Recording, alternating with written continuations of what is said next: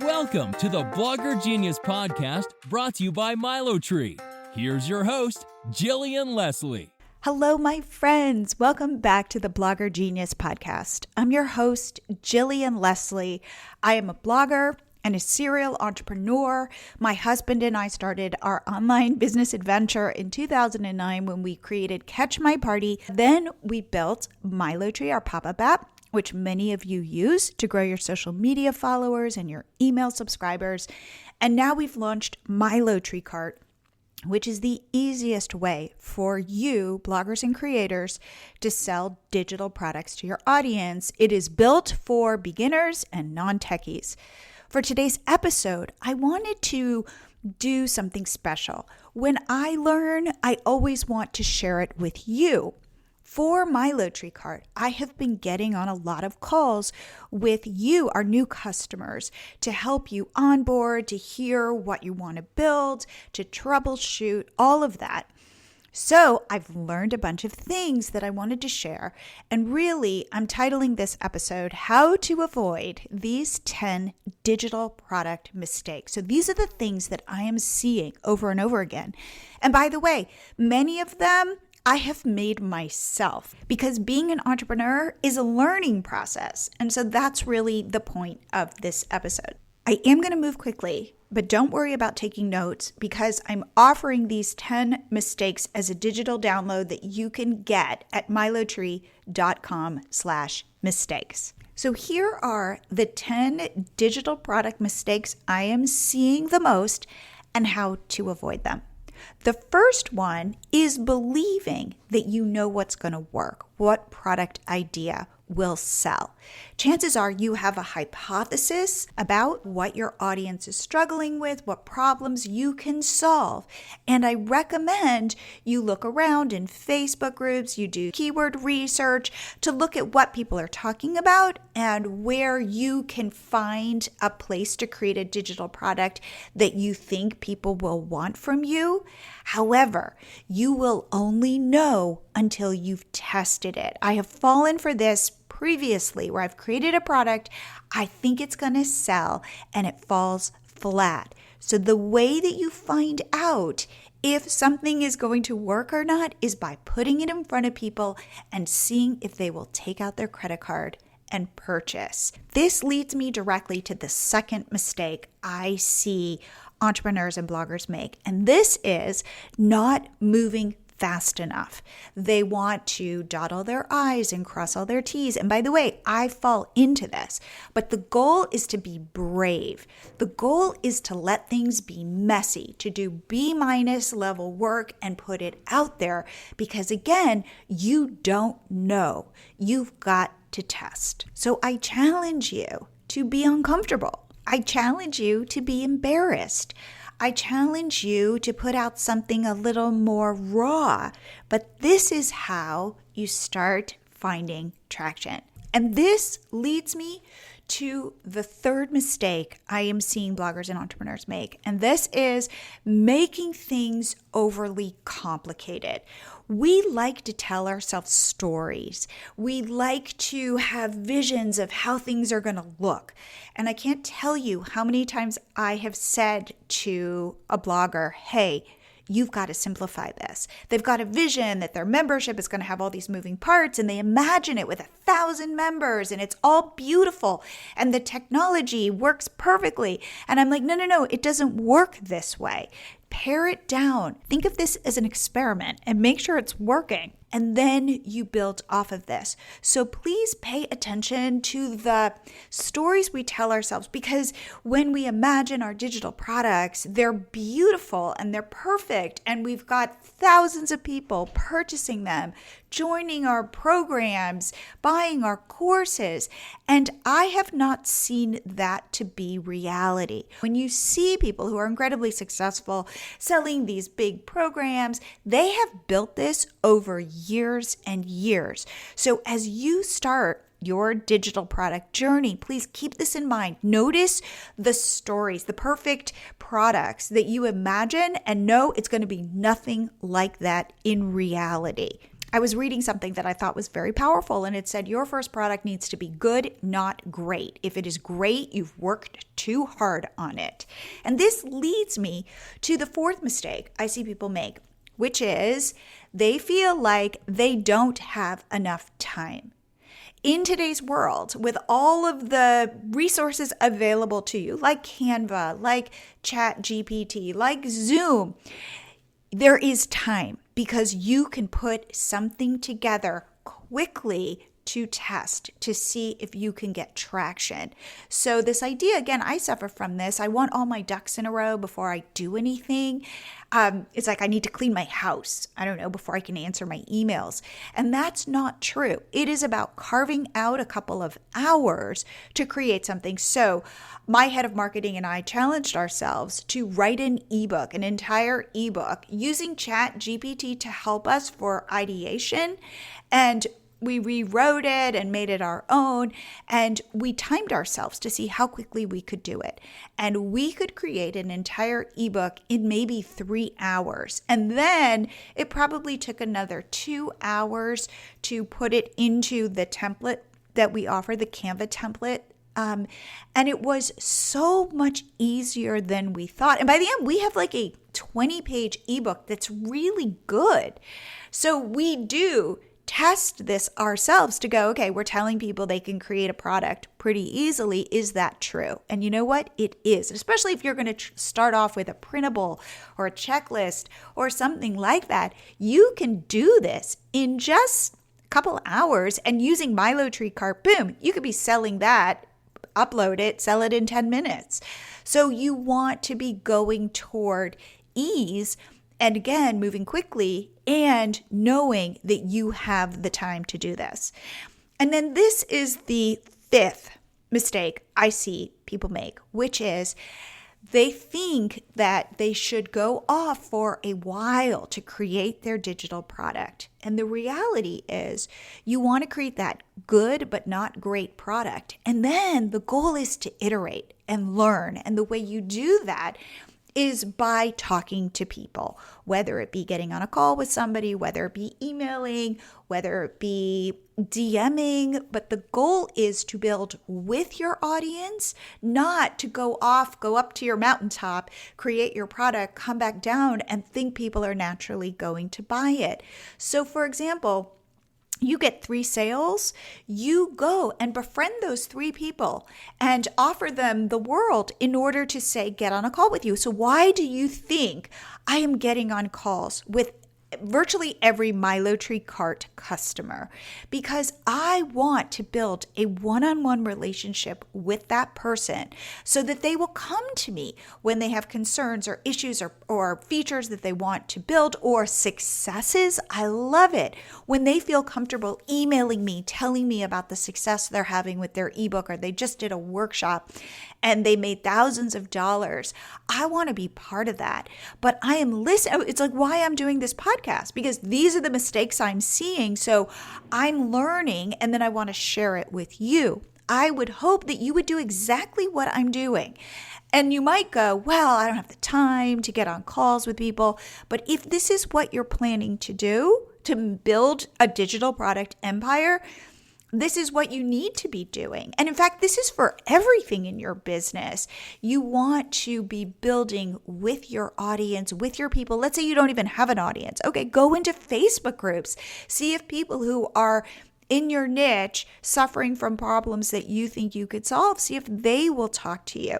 And then other people will say, well, I can't scale that. No, you can't scale that. Right now, by the way, is the best time to buy MiloTree Cart. I'm just saying, because you will get such hands-on attention from me and my team because we are so dedicated to you being successful and learning from you. And so that's kind of what you want to be putting out to your customers. It's not like you're going to, I hope that you turn this on and you put up your sales page and you send it to your email list and 1,000 people purchase your $100 product. But remember the image of you being a miner mining for gold. And you go up into the hills with your pickaxe and you start mining, looking for gold specks. And where there are gold specks, typically there are like slightly larger pieces of gold, and you dig deeper and maybe you dig a little to the left and you find more and more gold. Or you go up into the mountain, or you go up into the hills and there is no gold. You go over to another hill and start digging there. That's such a great description of what you're doing. So start building the relationship with your audience from the get-go and start listening to them and iterating over and over again. This is how those small gold specks turn into gold rocks and ultimately into gold boulders. This is how you grow your business. The next mistake I see people making is they're falling into this thing called the curse of knowledge, and they are not getting basic enough with the products that they are selling. We all suffer from this. I see it in myself all the time. The curse of knowledge is this: I know what I know, and I think everybody therefore knows it. And I don't remember a time when I didn't know it. So I'm, let's say, at a more advanced level, but I don't recognize that I am. And so when I teach something or create a product, I'm teaching at that advanced level, and I'm not making it simple enough for my customer. I see this over and over again where I'm saying to somebody, I think you got to get more basic. I think you've got to lead somebody on a journey and start way at the beginning. And even though you assume everybody's where you are, they are not. Plus, if you think of things as like a funnel, the beginners are usually a larger pool than, say, the advanced people. If you are teaching advanced people, then know that and understand that your market will be smaller. Maybe you could charge more for that. But a lot of times what happens is people are teaching, say, intermediate stuff when really they are thinking they're going to attract a beginning audience. So step back and really think, can I make this easier for my customer? Am I falling into the curse of knowledge trap? And is there a way for me to simplify this? Then people say, well, but if it's so basic, they could get that on YouTube. Why would they pay me for it? And I say, everything's available on YouTube. Therefore, what you want to be selling is you. That I'm going to learn to knit from you. I'm going to learn to bake from you. And it's by leaning into who you are and what you bring to the table, what value you offer. That's how you get sales, because yes, all that information is available. Okay. The seventh mistake I see people make is focusing on the features and not on the benefits of what you're offering. But I would go a step further. It's not focusing on the benefits, it's focusing on the feelings, the transformation that your product offers. What I mean by that is somebody buys your product because they want to solve a problem in their lives. And what they're purchasing is their future self in a better place. And that is where I recommend you lean in. It's painting that picture, and it's less about what you specifically are offering. For example, I got 6 videos, or I've got a checklist for you. It isn't even, again, the benefits of I'm going to have this piece of knowledge. It's my life is better. I'm going to be a happier person if I purchase your product. So how can you paint that picture? So, we're all such great storytellers and we believe our own stories. Well, if you are a good storyteller, you can tell somebody else the story of their future self after purchasing your product. And that is so powerful. And to add to that, the goal is to give that person a concrete win. So they could, let's say they buy your ebook on how to clean their closet. So you want to say, by the end of this, you will have a clean closet and you will feel great about yourself. So promise them the clean closet. So it's not just you buy this ebook on cleaning your closet, you'll feel great. You need to kind of string the story together. You will have a clean closet. That is the concrete win. You're not going to say, buy my ebook on cleaning your closet, and then you're going to have a clean house, because you don't want to overpromise, but deliver on what you are offering and then paint the picture of the happy life this person is going to lead. So again, think about storytelling, think about the transformation, but really lean into selling the feelings. Okay, the 8th mistake I see people make, I fall into this one very easily, which is when I put something out there and it doesn't sell the way I think it's going to, because remember, I've got this story in my head of how this is going to change my business. I'm going to knock it out of the park. People are going to love me for this, and it falls flat. And let's say I make 0 sales. I have a hard time not taking it personally. And I work on this over and over again. It's not personal. It just means that what I'm offering is not connecting with my potential customers. This is called product market fit. And the more I can take myself out of this, that somehow I failed instead of this test failed, the easier it is for me. And this is where my recommendation about move quickly comes in, because if I have spent 6 months dreaming up this product, working on this product, again, investing in the story of this product, and it doesn't work, that is demoralizing. So please know, we all feel this way. It is super natural. I think it is one of the hardest pieces in being an online entrepreneur, especially selling digital products. People, whenever, I start talking about selling, lean into selling, be salesy. People they get so unbelievably uncomfortable. The truth of the matter is, I think they're protecting themselves from the feelings of failure if it doesn't work. So I want to shrink that down for you and say we all fail. It's just part of the process. And I promise you, as you continue, you will get better and better at it and be much more willing to take these risks. In fact, this leads directly to my 9th mistake, which is people don't quite see the traction. And this is where they notice, they get some gold specs, they get some sales, and they then discredit those sales. I was working with somebody who created a membership, and she had, I want to say, 10 people to start with, and she was charging something like $100 a month to join. And so, boom, she was really pleased and making serious money from this membership. She didn't have to show up very much for these people. But then over time, I think she got bored, and the people got bored, and people started leaving her membership. And we got on a call, and she said, I'm going to make templates.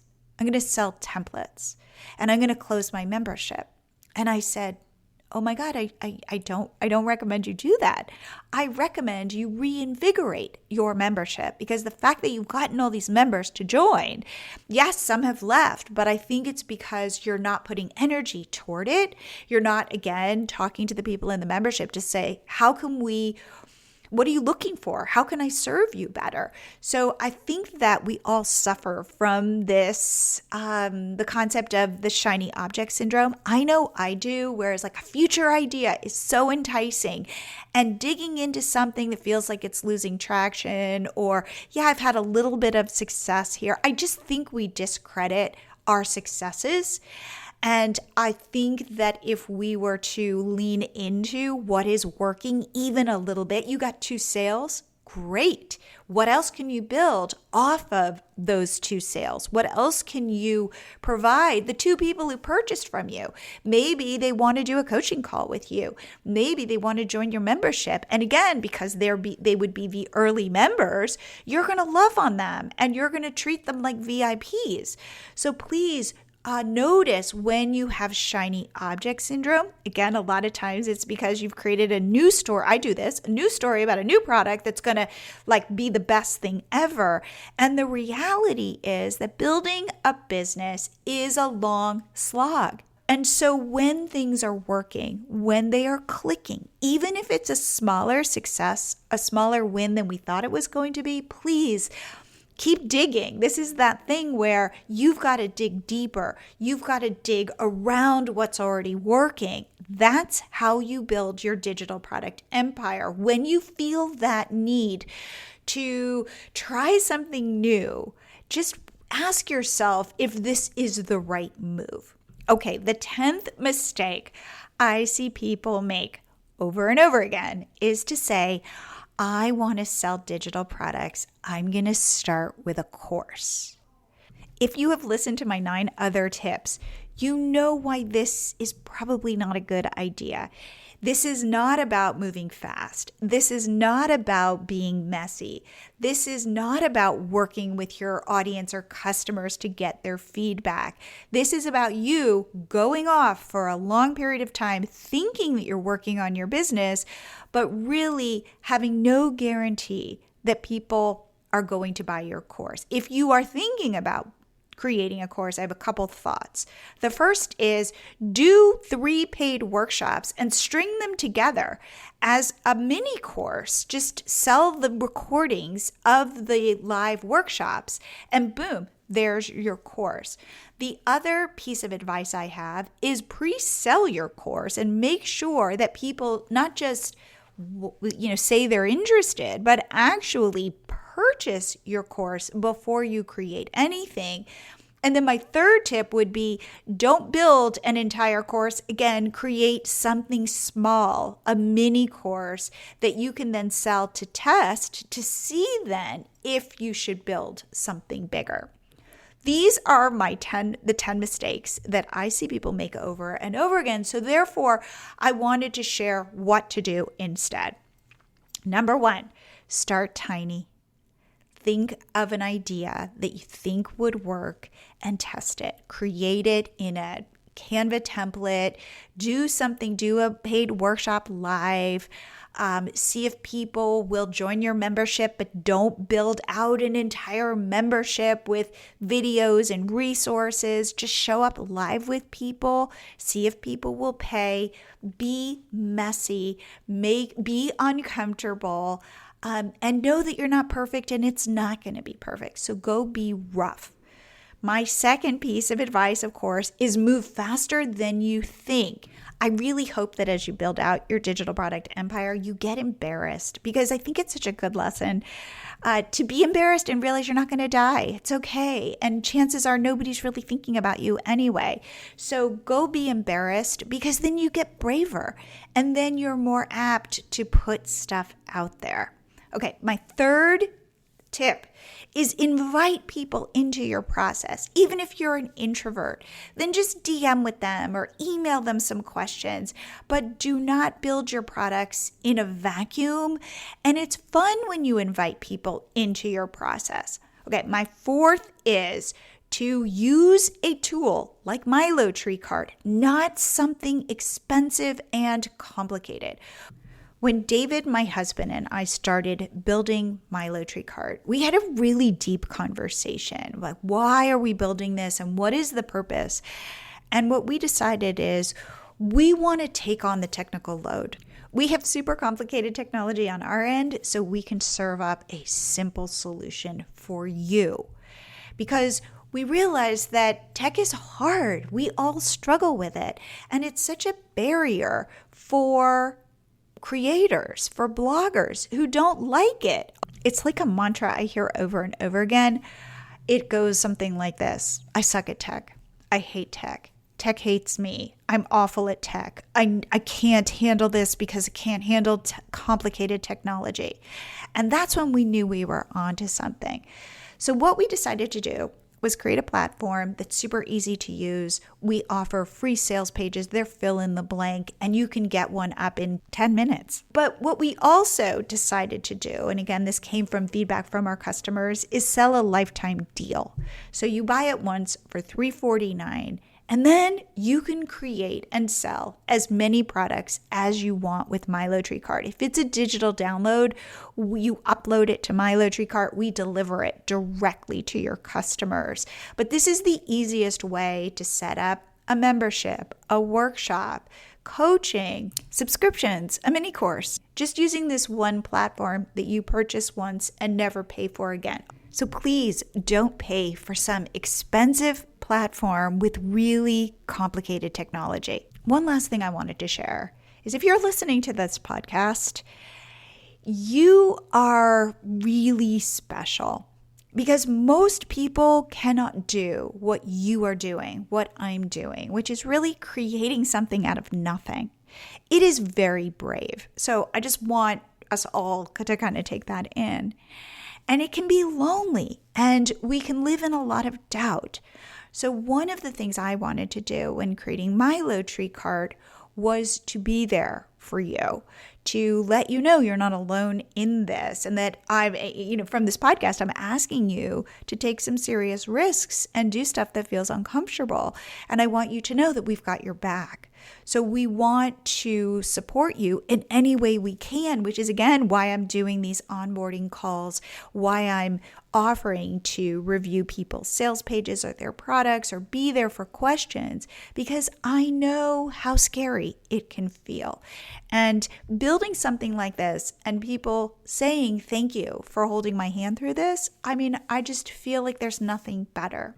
The final thought I want to leave you with is that selling digital products can really transform your business while getting you off of the social media treadmill and being so worried about algorithm changes.